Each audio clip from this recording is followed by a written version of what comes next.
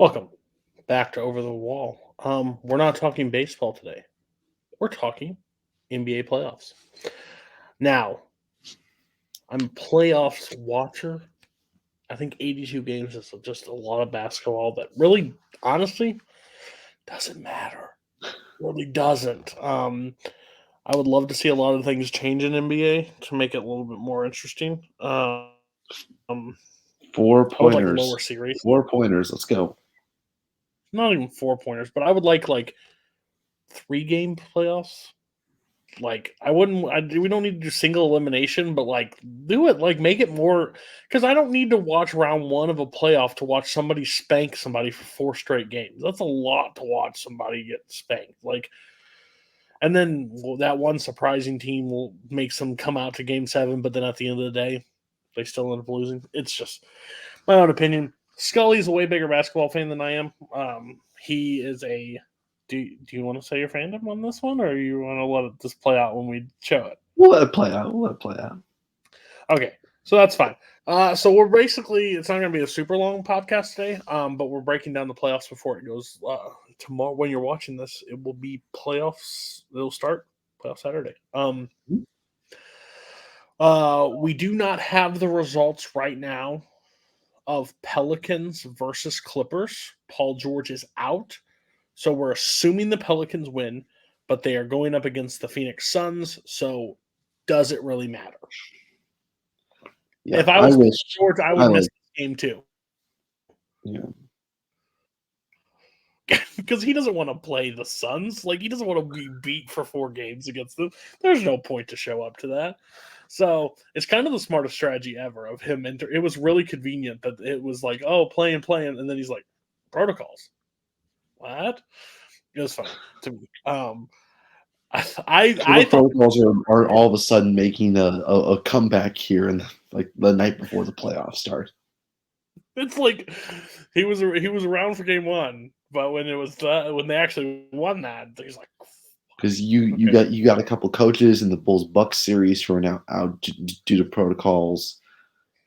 Right. It's like who's next at this point? Just for it. So we're actually doing something. We're not sponsored by any means because we do not have the clout of that. But we are doing this on NBA's Pick'em. This is Over the Walls version. We're gonna take you through it. We're gonna save the East. We'll start with the West and see round 1 of how we figure round 1 will go. We'll start with the number 1. So it's going to be number 1, probably Phoenix Suns versus the Pelicans. First, since Scully is the basketball aficionado on the show. What are you liking in this matchup? What do you think's going to happen? Is it going to be a bloodbath like everybody assumes? Or can somebody stretch it to game 5, game 6?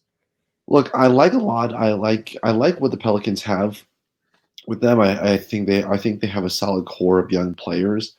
I give Brandon Ingram a lot of shit sometimes, just because I think when he was with the Lakers, he just didn't live up to that number 2 pick hype that a lot of people thought he was going to do. And of course, when you're drafted 1 pick before Jason Tatum, and you don't perform to Jason Tatum standards, you're gonna get crapped on a little bit. But I think he's doing really well in New Orleans. Jackson Hayes, honestly, is one of my favorite young players to watch. I think he's really good. But I think Phoenix is just, they've just been a buzzsaw like all day, like all year long, buzzsaw all year long.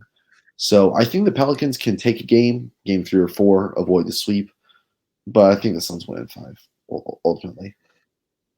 So your vote is Suns in 5? Yeah. All right, mine was going to be Suns in 4, but I've made an executive ruling is when me and Scully disagree, Scully gets to take the final say on these, and if he's wrong, I get to laugh at him. So we're gonna lock in Suns in 5 for the very first game. Just real quick, I don't follow NBA too much during the. I keep tabs on it, but do I watch every game? Not a chance.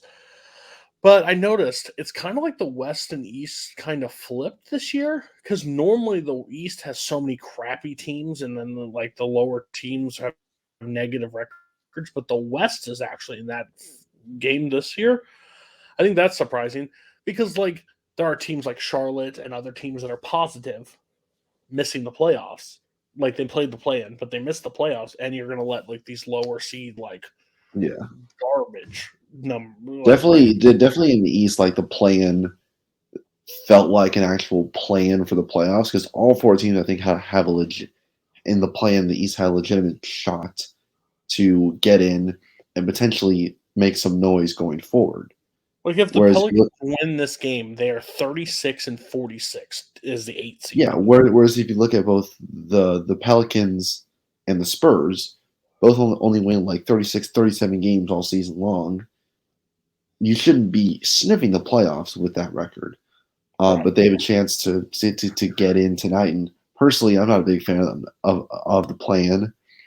I honestly think that they should just do away with the plan after, I think next year, honestly, they should just do away with the plan altogether. It was fun, during the shortened COVID year. Fun last year when you had games canceled and postponed due to COVID, and there was a little bit of that this year, but not enough to where I'm like, yeah, we need an extra set of an extra set of 4 games, in each Wouldn't it just be conference to determine. Yeah, wouldn't it just be better regardless of conference if you just did 1 through 16 and then seeded it that way? you would think. You would think. The 16 best teams go in. Um, again, make everybody play each other twice and then put them in there. Would be my belief. Okay. Okay, so this is an interesting matchup. It has not been 100% confirmed, but Luka is potentially going to be out for game 2 as well of this series. He's definitely missing game 1. He could miss game 2. Luka and the Mavs versus Utah, Donovan Mitchell and Rudy Gobert. Thoughts on this matchup?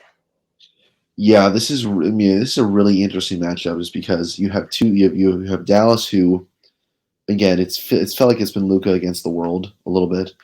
But since Spencer Dinwiddie was acquired in the Porzingis trade, he's been really good. He's been super solid.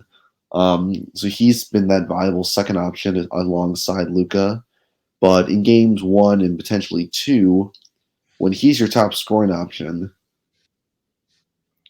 Utah has absolutely no excuse why they can't take at least one, if not both those games. Because this is a Utah team that really feels like they've messed up a lot of their momentum down the stretch. Donovan Mitchell and Rudy Gobert don't know how their relationship seems a little fractured at this point. Rumors flying around as to one of those two, if not both of them, will be gone by the summer. So a lot of turmoil going on in Utah. But I think with the early advantage that Utah has, I think they win game 1. If Luka's out for game 2, they win game 2 as well, and then all of a sudden Dallas is down 2-0. However, I think even with that, I think Dallas still wins in 7. Because honestly, I think Luka is Superman at this point. I think when he and Dinwiddie are on the court, make a little magic happen. Jalen Brunson also is going to play some pretty key minutes for them down the stretch. I think he's super solid. Love watching him play at Villanova. He's been super solid here as well. So as much as I love watching Mitchell play, I think in a 7-game series, you game 7 in Dallas. I got to go with Dallas. I've Dallas in 7.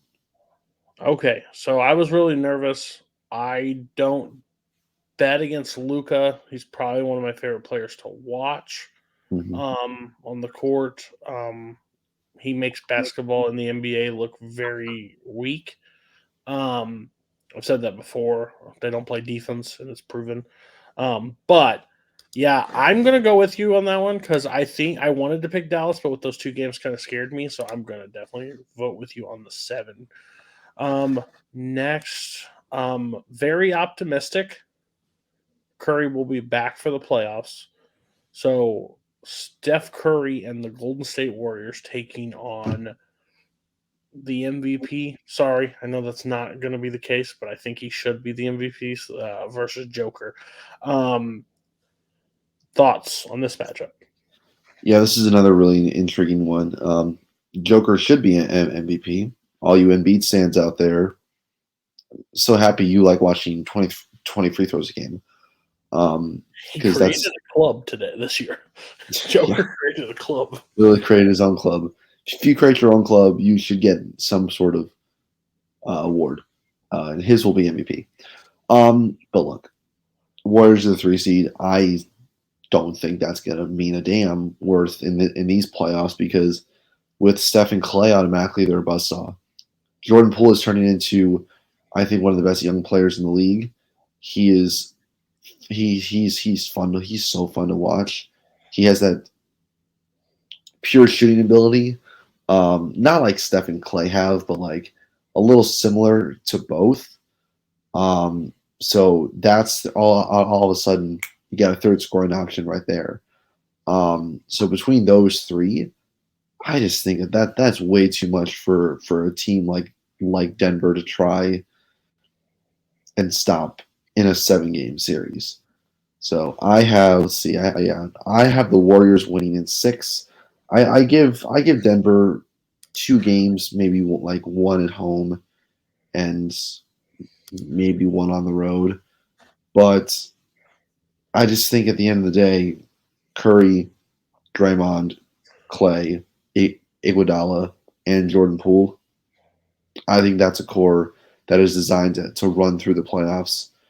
And beating Denver is just going to be the first step, in my opinion. Yeah, definitely.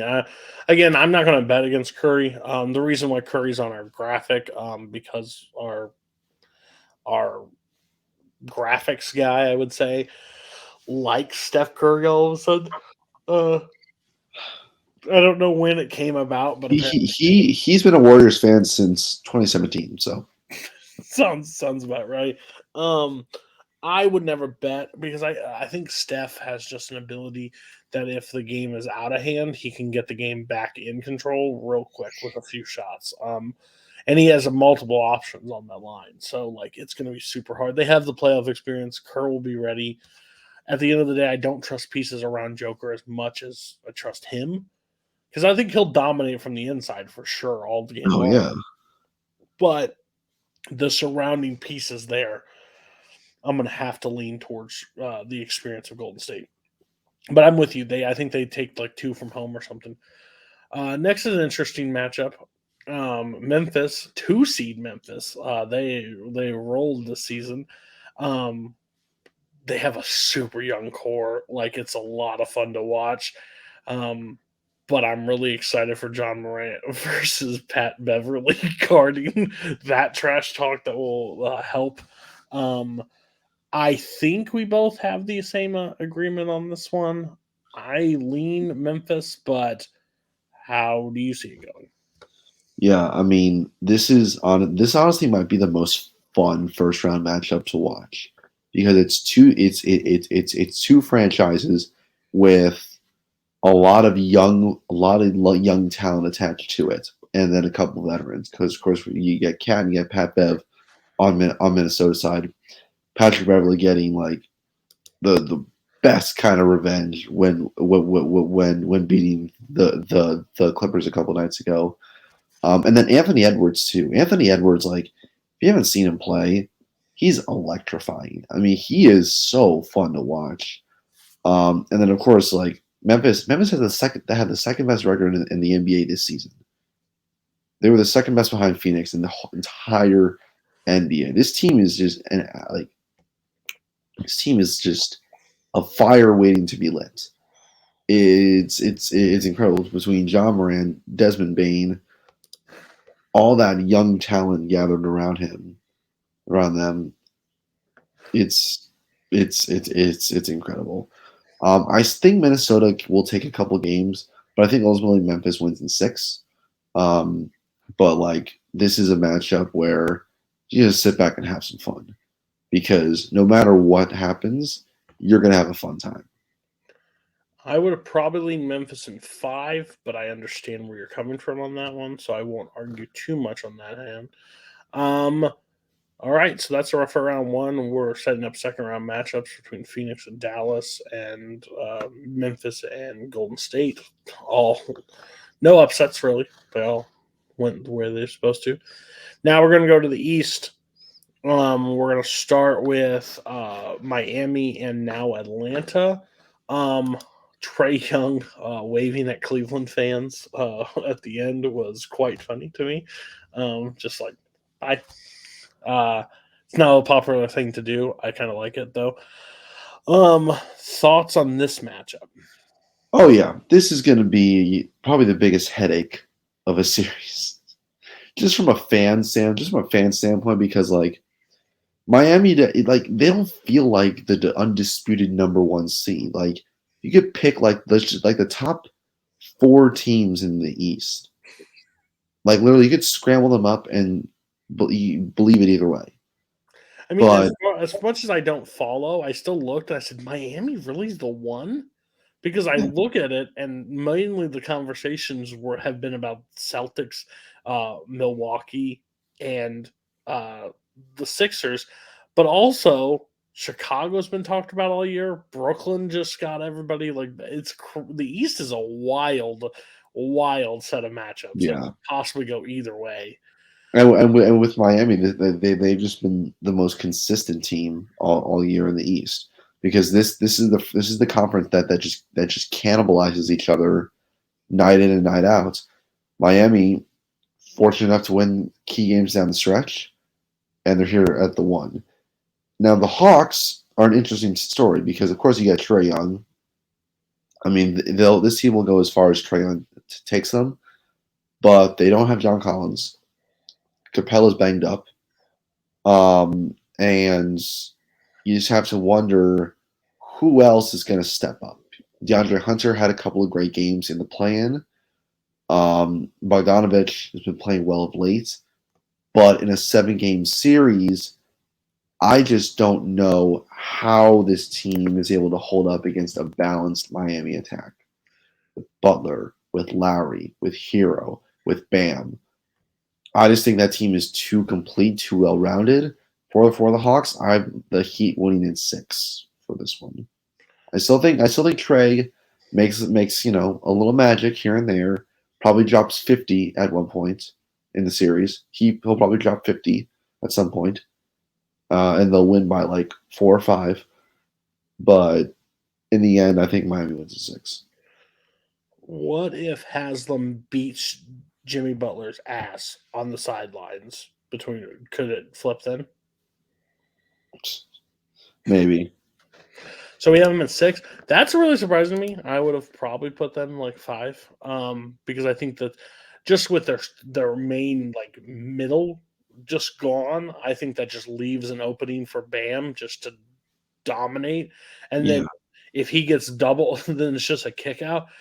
It's something about those 3-point masters like a Trae Young that could literally bring a game right back. So I'm going to let you lock it in at 6. That's fine. But I don't say you're wrong. This is the only one I might argue with, because I don't bet against one person and one person alone, and that is Diesel, Shaquille O'Neal. He told me Sixers in 4. They are going to wipe the floor with Toronto. And he told us to book it down, write it down now. Thoughts on this matchup? Toronto is such an interesting team to me because you look at what they had in 2019, how they were able to win the NBA championship with Kawhi and all them. Now Kawhi's gone, Lowry's gone. You got Siakam essentially leading the charge. Fred VanVleet, who I absolutely love watching play. And on the Sixers side of things, a lot of questions, a lot of pressure being put on both Harden and Embiid to perform. They're not going to have Thibault for any games in Toronto, so that's a little bit of a blow defensively. Is that because of the COVID rules?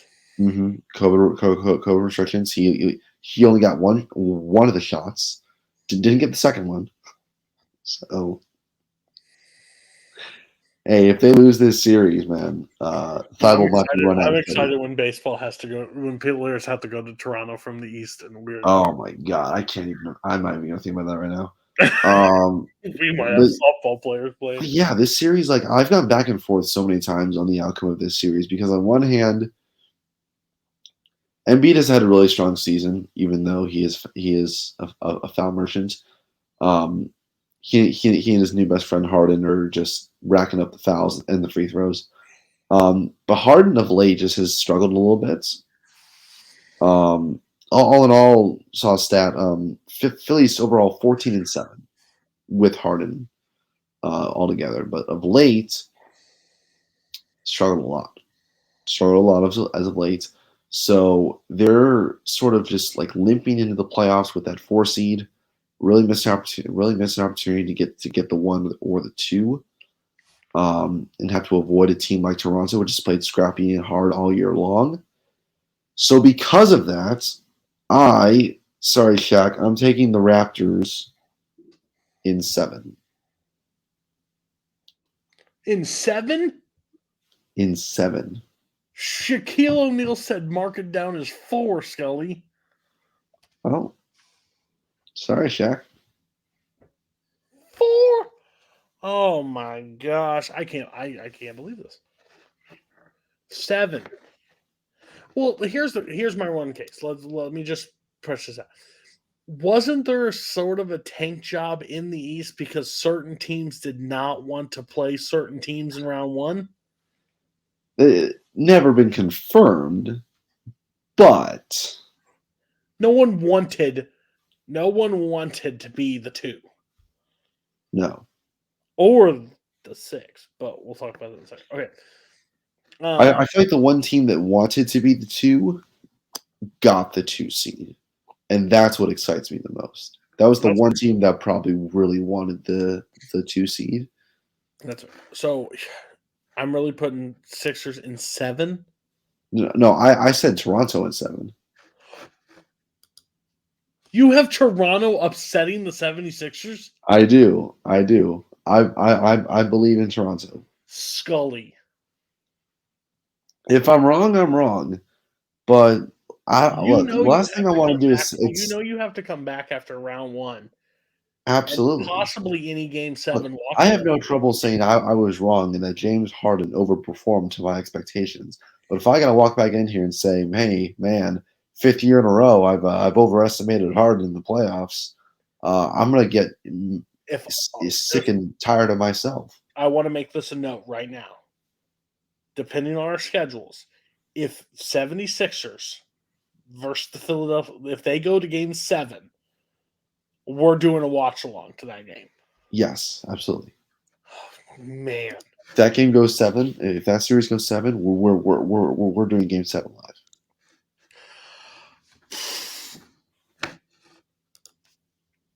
Mark it down. It's gonna happen.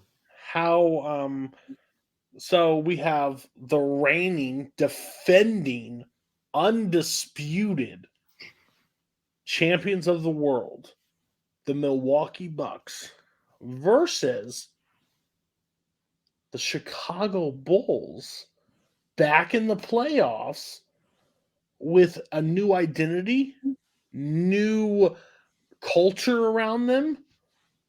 Couldn't beat the big teams when it mattered most. They're a 6 seed. Does the Bulls have what it takes to take down Giannis? Scully, I'm interested to hear what you have to say about this. It's time I took the objective hat off for 1 second. I am so happy that my Chicago Bulls finally figured it out. They have new management. Billy Donovan, finally, we have a stable head coach, finally, for the first time in years. And yes, we were abysmal against really, really good playoff teams. However, playoffs is a whole new thing, a whole new slate. It's teams start fresh, They started new, and especially in a matchup like the Bucks and the Bulls, heated rivalry. Everyone knows what happened with Grayson Allen and Alex Caruso. Now look, I will make Bucks fans. I'll make you a deal. You leave Grayson Allen in the United Center locker room unattended for 30 minutes after Game 3. We'll let you just move on to the next round. We don't need, we're not gonna put up a fight. We're not gonna, we're not gonna say nothing. We'll cancel Game 4. We'll just give you the series. Just leave Grayson Allen, and we'll tidy up afterwards. What did he do? Oh, he tried to kill Alex Caruso. That's some white on white crime right there. Scully. So who? But in all seriousness, the Bulls need to figure it out on defense. It can't just be Caruso guarding all five guys at once. Zach LaVine, DeMar DeRozan, they got to step up on D. DeMar has to find a rhythm in a quarter that's not the fourth quarter. Because as much as I love watching fourth quarter DeMar, it's not as fun when we're down by 15 trying to beat a team like Milwaukee. It's not very fun. Zach has to be more consistent. Nikola Vucevic, I swear to God, if you don't figure it out, we're sending you back to Orlando, back to that 8-win franchise, and we're taking the vending machines in return at this point because it hasn't really worked out so far. But yeah, I think the Bucks win. I'm gonna say 6 games. I'm gonna be optimistic. I'm gonna say 6. But the win 6. So I'll say the Bulls win 2 games. But I think in the end, Milwaukee's Giannis is one of those guys that honestly, I think he's into that echelon where you don't bet against him. Because after what we saw last year in the playoffs, he turns it up to a whole nother level. I mean, you could make a solid argument that he's the best player in this league. He has been for the past couple of years. You could make the argument that he has just been the best all around. He's figured out his jump shot. He's been a consistent scorer on all aspects and all points of the court. It's just simply unfair what he's been able to do to the rest of the league. Yeah. You died on the Raptors. Yes.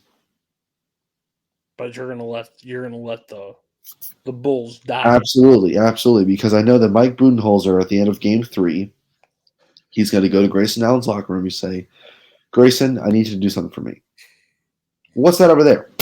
Smacks him over the head, and then they'll leave him there, and then a few men in dark suits will be there to take him to a secure facility, and that'll be that. So there you go. Fair enough. Next, I think the most interesting matchup, probably the most exciting matchup to watch in the first round, for sure. We have a Boston Celtics team that kind of was on fire down the stretch. Loss of Robert Williams, so he will not be there, which is probably the stronger defensive guy. Going up against Kevin Durant and now established Kyrie Irving, without Ben Simmons at least until Game 4. He's slated that he could be back in Game 4. Which is honestly so ridiculous because he hasn't even started 5-on-5. Yeah, he hasn't started playing 5-on-5 in practice yet. He has made seemingly very little progress in his recovery, in his ramp up back to playing.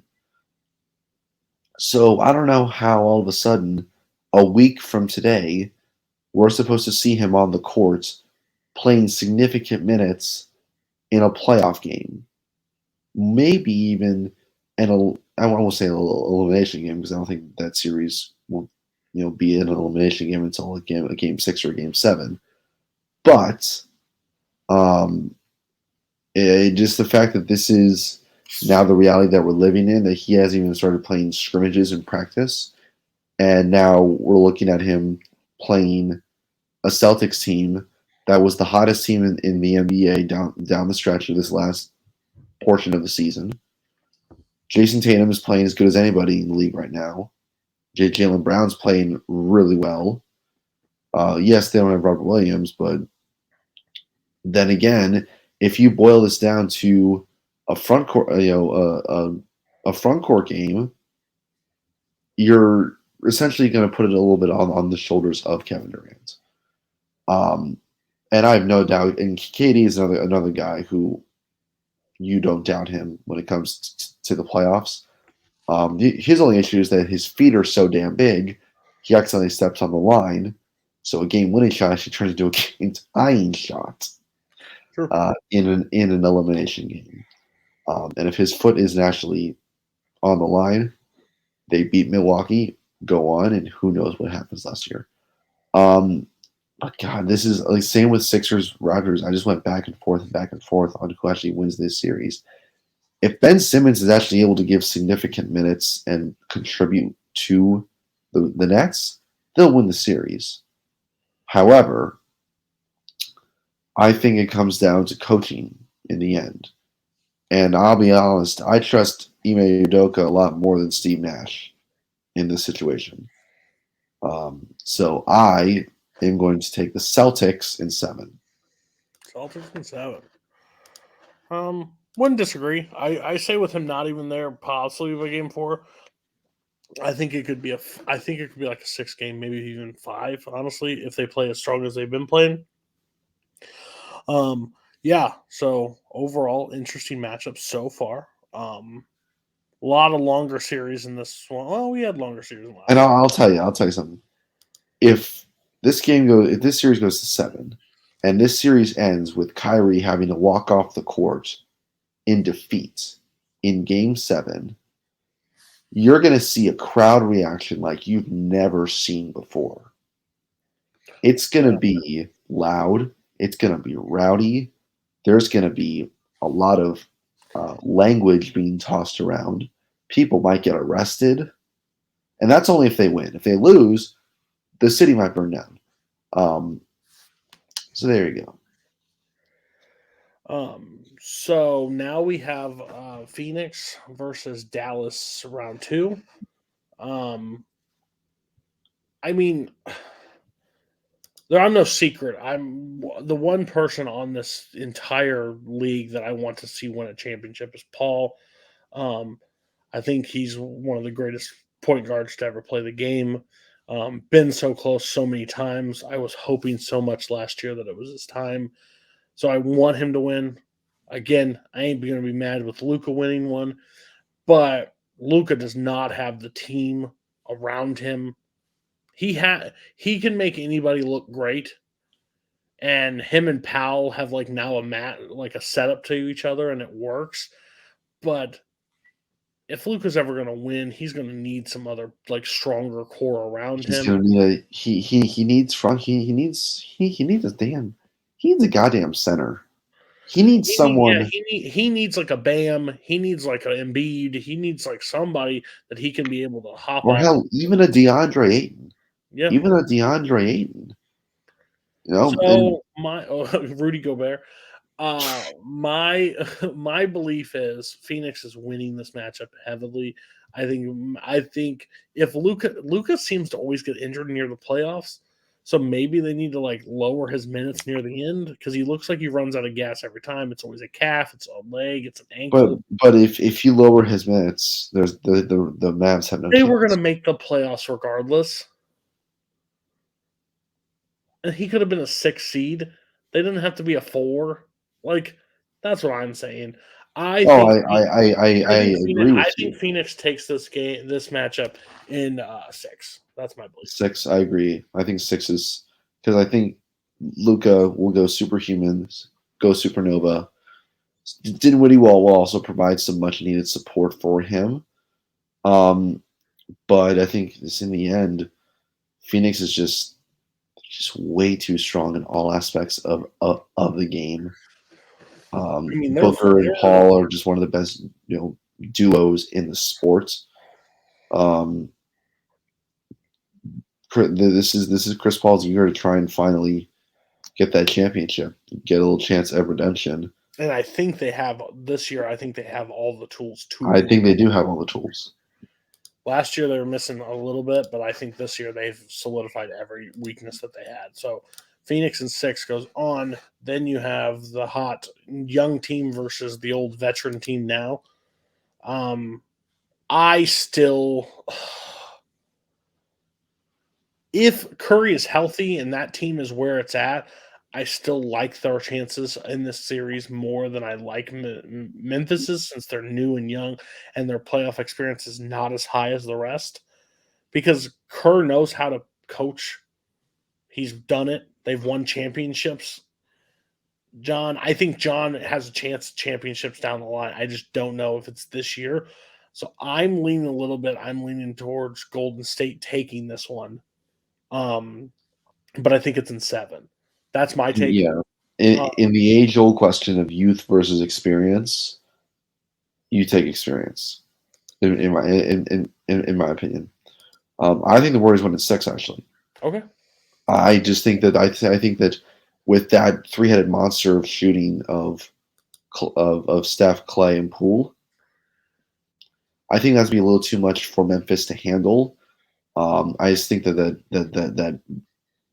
they're going to turn it on to another level in the playoffs that I don't think Memphis is going to be able to stay with them for a 7-game series. I just think that,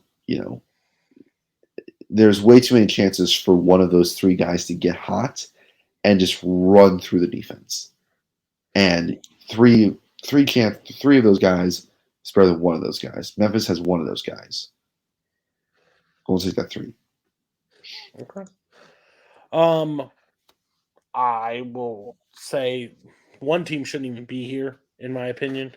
This is Scully's freaking fucked up shit. I'm leaning. If this is the matchup that you have created for me in front of me, if this is the matchup, I'm putting Miami in 5.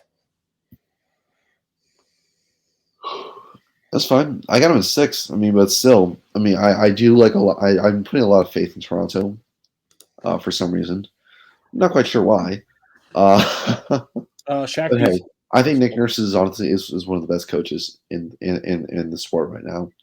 I think what he's been able to do for the last couple of years has been nothing short of extraordinary. He really knows how to rally his guys and still faith in them. Hey, really Nick Nurse, I have one message for you. If you take the Los Angeles Lakers job, you're a psychopath. Mm-hmm. Take any other job in the world. Same goes for you, Quinn Snyder. Same goes for you.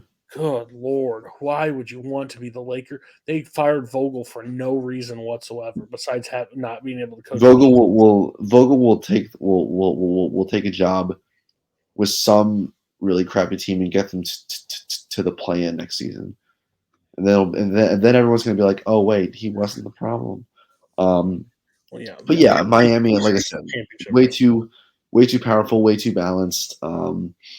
Honestly, look for Tyler Hero to really make a splash here in the playoffs, because I think he's gotten lost in the shuffle in terms of Bam wanting to be Defensive Player of the Year, Jimmy trying to get a ring, Lowry trying to get a second ring, getting his another shot in Miami. I think he's fallen under the radar just a little bit, but I think in a series like that against Toronto, look for him to really, really make a splash. So this next one, this is disgusting. This quadrant right here is gross. For Boston to have to play the Nets in first round and then have to go play Milwaukee in the second round, even Milwaukee having to play the Bulls in the first, that's a tough matchup overall. This is another fun matchup. I think these are probably going to be better matchups than maybe the finals will be. No, you never know. If I was a betting man just with the overall team dynamic, I'd probably lean Celtics in this one. But I saw Giannis last year in the playoffs. The dude takes another level. He's a psychopath. I don't think you can guard him, defend him, and make sure none of the other key players around him do anything. And this is where I think the loss of Robert Williams is really going to hurt the Celtics. Because without that, is he out for playoffs for sure? I believe so. Yes. Yeah. He's out for the rest of the season, I believe. I would put Milwaukee in 6 if that's. I put Milwaukee in 7 just because I think Tatum and Brown are just going to be they do so much damage on their own. This is going to be just a knockout fight. I'm not like just these two teams just wailing on each other for 7 games. But I think in the end, I think just Giannis. I think Giannis is just going to be too much for him. If they had Williams, I would take the Celtics. But no Williams, which means very little front court presence.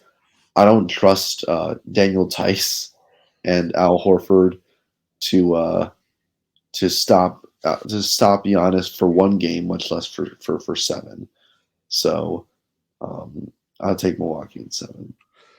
That is 100% fair. Not like we have to speed this podcast up, but are we heading for just a rematch? Is that where we're going for on this? Because I lean match. I lean up. I think the Suns beat the Golden State Warriors, and I think Milwaukee beats the Heat. And we have. I'll tell you something.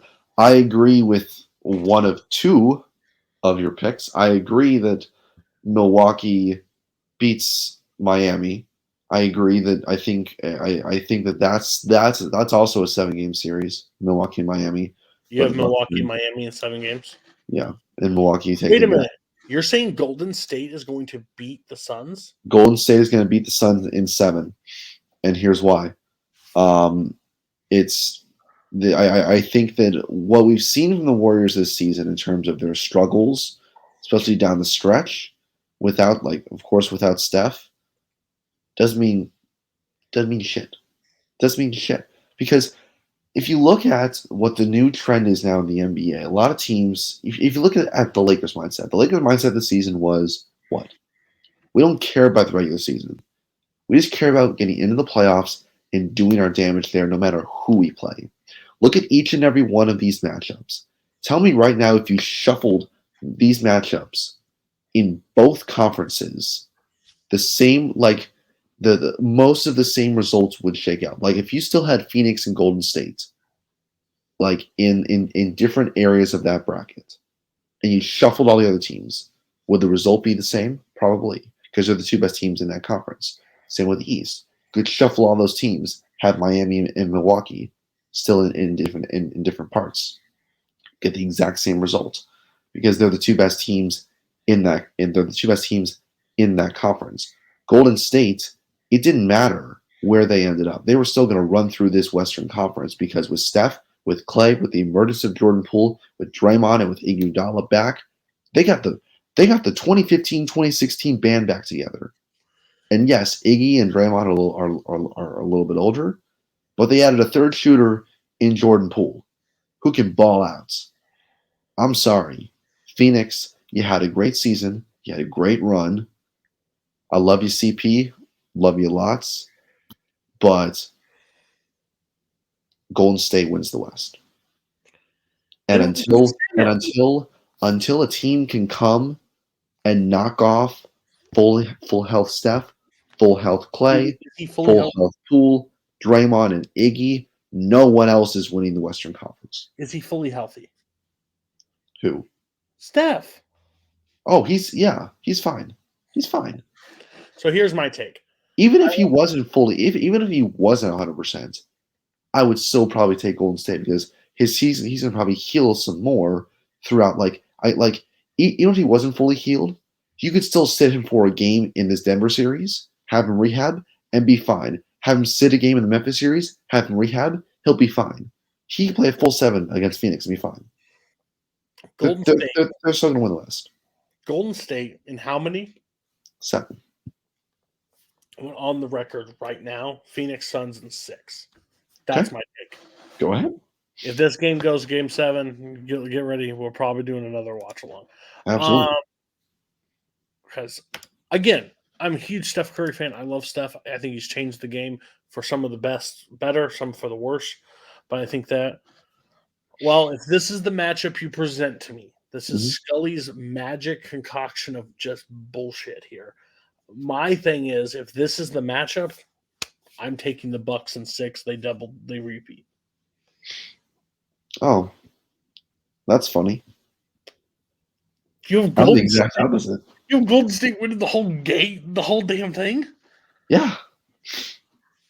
No, you don't. When like in the last like, I mean, it's funny because Scully. last year the Warriors lost in the play-in, right? To the Lakers. And they just kind of stumbled towards the end. That team was like jumbled, had like no vision, nowhere to go. Um, they were essentially half of a franchise, half of a broken team then. And then, of course, the year before, Tank get the 2 pick, Wiseman, who knows what his deal is? Waste of a pick, honestly. But now it's always been golden, it's always been Golden State. When they're fully healthy, no one can stop them. No one can stop them. Now, I would love to see like the key to the Bucks winning the series would be if Drew Holiday and Chris Middleton can provide consistent performances down the stretch like they did last year. If we can get the Chris Middleton that showed up in the latter half of the Phoenix series, we can get the Drew Holiday that showed up on defense in that series. Milwaukee has a great chance to win. But if you're putting a fully healthy Warriors team against any team in the NBA in 7 games, you're out of your mind if you're not picking Golden State. In how many games? In 6. In 6. In 6, absolutely. They shut the door on. Just shut the door on them. Shut the door on them. I think Milwaukee had a better record, so Game 6 will actually be at the Chase Center. So they get to celebrate on their home court. Isn't that nice? In their brand new digs. Wow. Scully in 6. That's what the Golden State in 6 is what Scully's saying. And that's the tiebreaker. I'll have the. What do you think the margin for Game 1 will be? The Game 1 margin between the two teams Between in Game 1, of the finals. Yeah. Game 1, like how much one team will win by? Well, like 7 points or something. 7 points. Okay. We'll be like 117 to 110 or something. 117. Free throws probably decided at that point. Okay. I think every game is close. I think every game in that series is close, and it just comes down to who can make the clutch shots. And it's, well, who do you trust? Do you trust Steph Curry, Klay Thompson, Jordan Poole, or do you trust Chris Middleton Excuse me? or Giannis? How much Iguodala? Honestly, imagine if that series goes 7 and Iguodala is the one who wins the series for the Warriors. Do you know how broken Twitter would be? Here's my favorite thing. So during this playoff run, Scully runs our Twitter account as he's live tweeting these series and as it's going down and retweeting stuff. Yeah, I hope he's wrong. I hope he's wrong a lot of these things. But if he's right, I have the proof that he was right the entire time. I just argued with him for nothing. Hopefully, it's like your March Madness bracket and you're wrong. Not a single Elite Eight team correct this year. That's never happened. That was abysmal. Yeah, Worst performance I've ever had in a it's the first time in like 3-4 years, like maybe 6 years, that I actually predicted the champion. It's crazy. I'm one of the guys that picked Virginia to win it all when they lost to the 16th seed. That was the worst bracket I've ever picked. I picked Villanova to win that year, and I won my pool because of that. Proud of you. So things coming to the channel. Monday night, I think me and Scully will try to meet up. Well, it's Sunday. We will, since Sunday is Easter, we'll probably tape on Monday, release on Tuesday, our MLB recap for the week of what we saw. We will do probably like a round 1 recap for the NBA. And then coming to the channel, we're going to start working on a project together. We're going to be we're doing a draft special mock draft, which will be in the next 2 weeks. We'll do one before the draft. That's again Scully. Scully likes doing mocks. We'll do like round 1 and round 2. We're not going to do the whole thing because who the hell knows in the 7th round? Like who gives a crap at that point? But like 1 round, 2 round, we'll talk about that of our prediction and what we think people should take. Post draft, before NFL season starts, we're going to do a 32 team breakdown video, each video about the certain team. We'll have certain guests on talking about their teams, the pros that they added, the cons that they took away, where we think they'll finish in the division this season, and overall record. We'll do that together. I'll have my pick. He'll have his pick. And then if we don't have a guest, we'll bring our graphics guy, Coho, because he doesn't know anything about football, and I would love to just see his overall rankings. He can talk about how the Vikings accurately paid $40 million for Kirk Cousins to throw a football to guys who would already be open if Sean Mannion were the quarterback. That's true. And then also, before season starts, we're going to do an over-the-wall fantasy football league for the channel. So we'll have other people come in and join, and then we'll do a fantasy recap show for that moving forward. A lot of stuff going on, a lot of interesting dynamics. Me and Scully are having a ton of fun doing this podcast right now. And it's just getting started. So we're going to be talking everything. The only 2 things I don't think we're going to talk about on this podcast, sorry for everybody. I'm not a hockey guy. You're not a hockey guy, right? Look, the Blackhawks suck this season, so I might sit the Stanley Cup playoffs out this season. I'm not a hockey person, so I would be completely useless. I couldn't probably name 10 players. And I'm not a golf person, so you're not going to get golf content from us.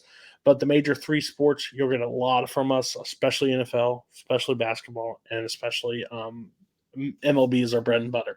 So tune in for us. Join in with Scully on our Twitter. I'll be reacting to it too as it goes down. And again, we may do some watch-alongs for the games that are coming up, especially if Scully gets them right. Mostly game 7s. I'm not going to tune into game 1 and like sit there with Scully and like, ooh, okay, we have to play 3 more of these. But game 7s, I think they'll be really interesting to see how they come down. It's the best 2 words in sports. Game 7, I'm all for it. So, thanks for joining us. We will see you next week. Have a good one, guys.